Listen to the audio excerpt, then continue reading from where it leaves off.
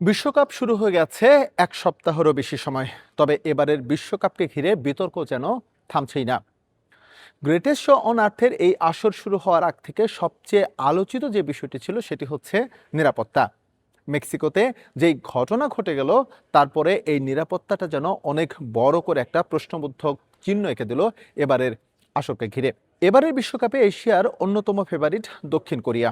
এই দক্ষিণ কোরিয়া স্বাগতিক মেক্সিকোর বিপক্ষে তাদের দ্বিতীয় ম্যাচটি খেলছে। এই ম্যাচে মাঠে নামার আগে দক্ষিণ কোরিয়া যখন অনুশীলনে নামে, তখন তাদের সঙ্গে ঘটে যায় অপ্রত্যাশিত এক ঘটনা। তারা গুয়াদালাহারায় যেখানে অনুশীলন করছিল, সেখানে উড়ে আসে অপ্রত্যাশিত আনরেজিস্টার্ড একটি ড্রোন, যেটি নিয়ে শঙ্কা প্রকাশ করা হয়েছে হয়তোবা সন হিয়ন মিনদের উপর এই ড্রোন থেকে হামলা করার একটা অপচেষ্টা করা হয়েছিল। যদিও তাৎক্ষণিকভাবে সেই ড্রোনটি ডিটেক্ট করতে সক্ষম হয় সেখানকার নিরাপত্তা রক্ষী বাহিনী বা যেখানে নিরাপত্তার দায়িত্বে যারা ছিলেন, এবং সেই ড্রোনটি ভূপাতিত করা হয়। এখন প্রশ্ন হচ্ছে, বিশ্বকাপের মতো একটা আসরে যেখানে ফুটবলাররা অনুশীলন করেন, যেখানে হচ্ছে তাদের সর্বোচ্চ নিরাপত্তা নিশ্চিত করা হয়, সেখানে আনঅথরাইজড বা আনআইডেন্টিফাইড একটি ড্রোন কিভাবে এলো?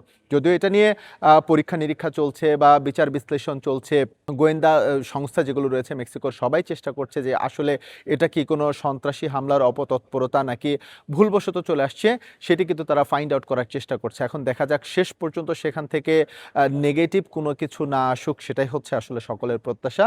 তবে শুধু মেক্সিকোর এই ইনসিডেন্ট নয়, আমরা যেমনটা জানি যখন মেক্সিকোতে উদ্বোধনী অনুষ্ঠান হলো আজতেকা স্টেডিয়ামের সামনে, ভেতরে জমকালো উদ্বোধনী অনুষ্ঠান চলছিল এবং বাইরে কিন্তু বিক্ষোভ চলছিল। অর্থাৎ বিশ্বকাপের শহরে বিশ্বকাপ নিয়েই কিন্তু সে দেশের নাগরিকরা বিভিন্ন সময় বিক্ষোভ করেছে। এছাড়াও মেক্সিকোর যে আরও একটি স্টেডিয়াম রয়েছে এবং এই যে দুটো ভেন্যুর কথা বললাম, এইসব ভেন্যুর আশেপাশে বিভিন্ন সময় কিন্তু বিচ্ছিন্ন বেশ কিছু ঘটনার তথ্য পাওয়া গেছে। বিভিন্ন গোলাগুলির ঘটনা ঘটেছে, সংঘর্ষের ঘটনা ঘটেছে। সুতরাং এবারের বিশ্বকাপে মেক্সিকোর নিরাপত্তা ব্যবস্থা নিয়ে যেই সংশয় বা যে শঙ্কা, সেটা কিন্তু এই দক্ষিণ কোরিয়ার অনুশীলনে অপ্রত্যাশিত একটি ড্রোন উড়ে আসার পর সে সংখ্যাটা কিন্তু আরো বহুগুণে বাড়িয়ে দিল।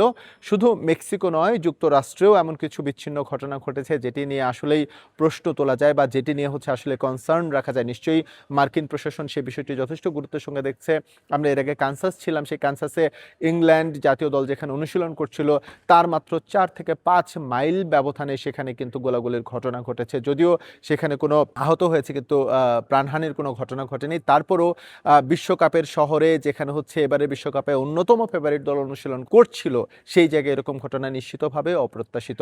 যদিও আমরা যখন কানসাসে লিওনেল মেসির অর্থাৎ আর্জেন্টিনা যখন প্রথম ম্যাচে মাঠে নামলো আলজেরিয়ার বিপক্ষে, আমরা লক্ষ্য করেছি সেখানে আসলে নজিরবিহীন নিরাপত্তা ব্যবস্থা রাখা হয়েছিল লিওনেল মেসিদের জন্য।